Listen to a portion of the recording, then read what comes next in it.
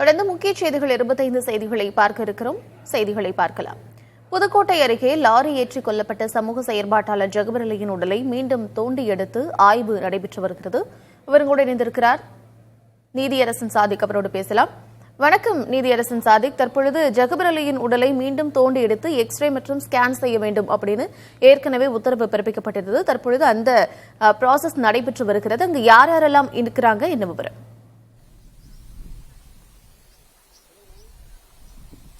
கனிமவள கொள்ளைக்கு எதிராக போராடிய சமூக ஆர்வலர் ஜகபர் அலி கொலை செய்யப்பட்ட நிலையில் அவரது உடலை தோண்டி எடுத்து எக்ஸ்ரே செய்யும் பணியில் அதிகாரிகள் மற்றும் மருத்துவ குழுவினர் ஈடுபட்டுள்ளனர். புதுக்கோட்டை மாவட்டம் திருமயத்தை அடுத்துள்ள பெங்களூருவை சேர்ந்தவர் ஜகபர் அலி. இவர் கனிமவள கொள்ளைக்கு எதிராக தொடர்ந்து போராடி வந்தார். இந்த நிலையில ஆர்ஆர் குவாரியின் உரிமையாளர்களால் இவர் லாரி ஏற்றி கொலை செய்யப்படுகிறார்.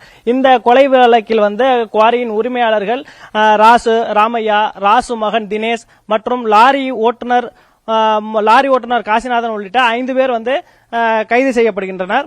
இந்த வழக்கானது தொடர்ந்து சிபிசிஐடிக்கு மாற்றம் செய்யப்படுகிறது. இதனைத் தொடர்ந்து இந்த வழக்கானது தொடர்ந்து சிபிசிஐடிக்கு மாற்றப்படுகிறது. இதனை அடுத்து இந்த வழக்கில் மெத்தன போக்குவரத்து செயல்பட்டதாக திருமயம் காவல்துறை ஆய்வாளர் குணசேகரன் பணியிடை நீக்கம் செய்யப்படுறாரு. இந்த நிலையில தான் ஜகபர் அலியின் மனைவி மரியம் உயர்நீதிமன்ற மதுரை கிளையில ஒரு வழக்கு ஒன்றையும் தாக்கல் செய்கிறார். அந்த வழக்குல தனது கணவரின் உடலை தோண்டி எடுத்து எக்ஸ்ரே செய்ய வேண்டும் தெரிவிச்சிருந்தாரு. இதனை அடுத்து மதுரை உயர்நீதிமன்ற கிளை எக்ஸ்ரே செய்ய உத்தரவிட்டது. இதனை அடுத்து அதிகாரிகள் சிபிசிஐடி அதிகாரி புவனேஸ்வரி உள்ளிட்ட அதிகாரிகள் இந்த தோண்டி எடுக்கும் பணிகளை ஈடுபட்டு வராங்க. கார்த்திகா சாதிக், இந்த தோண்டி எடுக்கும் பணிகள் நடைபெறும் பொழுது நிறைய நிபந்தனைகளை நீதிமன்றம் பிறப்பித்திருந்தது. என்னென்ன நிபந்தனைகள், அதெல்லாம் சரியாக பின்பற்றப்படுகிறதா? யார் கண்காணிக்கிறாங்க?